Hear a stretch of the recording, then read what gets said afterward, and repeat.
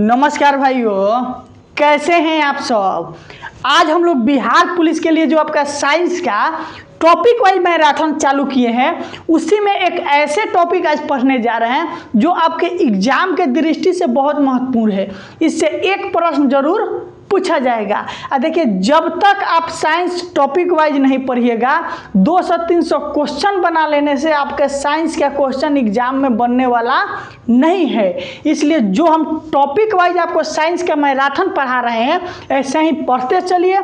जब एग्जाम में जाइएगा तो मालूम चल जाएगा कि हम आपको क्या पढ़ाए थे, क्या पूछा था। एग्जाम में आपसे कंसेप्चुअल क्वेश्चन पूछा जाता है। वो जमाना चला गया कि आपसे पूछेगा कि बॉल का मात्रा क्या होता है। वो नहीं पूछेगा बॉल का सही मात्रा क्या होता है। हो सकता है कुछ उससे संबंधित यूनिक क्वेश्चन पूछ दे। इसलिए कंसेप्ट के साथ आपको पढ़ना है। और जो साथी मेरे नए हैं, उनसे रिक्वेस्ट है कि चैनल को सब्सक्राइब कर लीजिएगा और पिछला सभी क्लास प्लेलिस्ट में है, वहां जाकर आप जरूर देख लीजिएगा।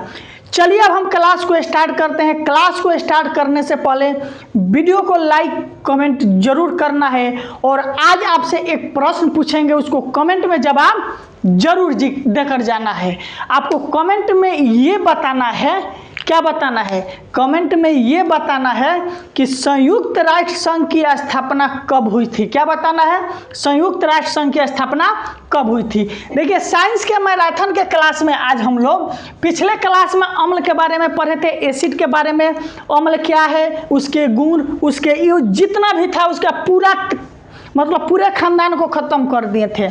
उसी तरह से आज हम लोग क्षार के जितना भी खानदान है, जितना भी परिवार है, दादा परदादा से लेकर सबके बारे में अच्छे से पढ़ लेंगे कि अगर क्षार से संबंधित कोई प्रश्न आपके एग्जाम में पूछ दे तो नहीं छूटे। पहला है कि क्षार या भस्म क्या है। आर्हेनियस के अनुसार, आर्हेनियस साहब बोले थे कि जो जल में घुलकर OH- देता है, यानी OH- जल में जाकर टूट जाए, OH- दे दे, वो आपका क्षार कहलाता है। और अम्ल क्या है, जो जल में घुलकर H+ दे, वो आपका अम्ल कहा जाता है। और क्षार क्या है, जो जल में घुलकर OH- दे, वो आपका क्षार होता है। वही लारी साहब के अनुसार बोला जाता है जिसमें प्रोटॉन ग्रहण करने की क्षमता हो, यानी कि OH- देगा, यानी प्रोटॉन ग्रहण करने की क्षमता होगी।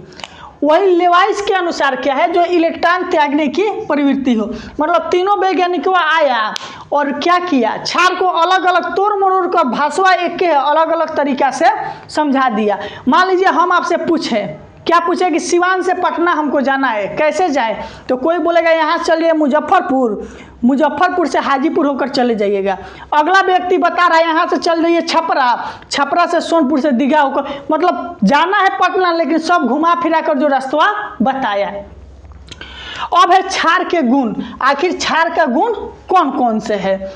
यह स्वाद में साबुन जैसा तीखा होता है। क्षार जो आपका होता है उसका स्वाद जो होता है साबुन जैसा तीखा, खाइएगा तो लगेगा कि क्या खा लिए। ठीक, इसका pH मान आपका 7 से अधिक होता है। क्षार का जो आपका pH मान होता है वो 7 से अधिक होता है, तथा अम्ल का pH मान 7 से कम होता है। एकदम कल का क्लास करना नहीं भूलना है। कल के क्लास में pH मान तथा लवण दोनों का एक साथ निपटारा करेंगे। अगला है कि क्षार जो होता है वो आपका विद्युत का सुचालक होता है, यानी क्षार में जो विद्युत धारा होता है वो अच्छा से गमन कर सकता है, यानी जा सकता है, एकदम कहीं रुकावट उसको मिलने वाला नहीं है। क्षार क्या करता है, लाल लिटमस को नीला कर देता है। और अम्ल क्या करता है, नीले लिटमस को लाल कर देता है। मिट्टी की क्षारकता घटाने के लिए जिप्सम का प्रयोग किया जाता है। अगर मान लीजिए आपकी खेत है, खेत में क्षारकता बढ़ गई है, बेस बढ़ गया है मिट्टी में, तो उसमें जिप्सम मिला दीजिए।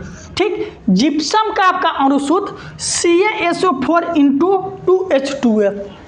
ठीक, कैल्शियम सल्फेट और जल के 2 अणु से मिलकर बना होता है। और उसी जिप्समवा को जब 120 डिग्री सेंटीग्रेड पर हम लोग गर्म करेंगे, तो गर्म करने पर plaster of Paris, plaster of Paris प्राप्त होता है। इसका अणुसूत्र ये बार बार पूछता है कि जिप्सम का अणुसूत्र CaSO4 × 2H2O। जहाँ लिख दिया प्लास्टर ऑफ पेरिस बड़का नंबर दिखाई दे दिया ऑफ लगा रहे तो CaSO4 × ½ H2O हो जाएगा। अगला है कि दूध को देर से फटने के लिए उसमें क्या किया जाता है, बेकिंग सोडा का प्रयोग किया जाता है।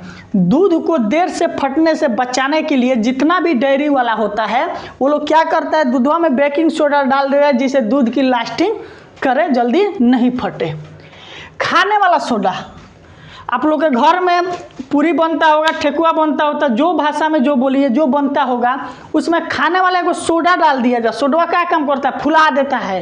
ठीक, उसका अणुसूत्र क्या होता है, खाने वाला सोडा बोलिए या बेकिंग सोडा बोलिए, जिसे NaHCO3 सोडियम बाइकार्बोनेट के नाम से इसे जानते हैं, NaHCO3। ये बार बार अणुसूत्र पूछा जाता है। 4 ठो लिखे हैं देखिए, gypsum CaSO4 × 2H2O, plaster of Paris CaSO4 × ½ H2O, खाने वाला सोडा NaHCO3 होता है। NaOH सोडियम हाइड्रोक्साइड का उपयोग साबुन निर्माण में शुद्धिकरण में किया जाता है। जो साबुन आपको सुंदर दिखाई देता है उसमें क्या मिला होता है, सोडियम हाइड्रोक्साइड। पेट की अम्लीयता, नहीं लोग बोलता है पेट में एसिडिटीज बढ़ गया, पेट में गैस बन गया है, यानी पेट में गैस को दूर करने के लिए, अम्लीयता को दूर करने के लिए मैग्नीशियम हाइड्रोक्साइड MgOH2 को प्रयोग लाया जाता है। अगला आपका प्रश्न है कि अमोनियम क्लोराइड या नौसादर बोलिए NH4Cl, इसका उपयोग उर्वरक निर्माण, यानी जो हम लोग खाद बोलते हैं, उर्वरक निर्माण हो गया, बर्तन की कलई हो गया, टाका लगाने इत्यादि में किया जाता है। आप मेरे साथ ऐसे ही बनने रहिए, कंसेप्ट के साथ समझ रहे हैं। 150-200 क्वेश्चन का आपको मैराथन नहीं कराएंगे।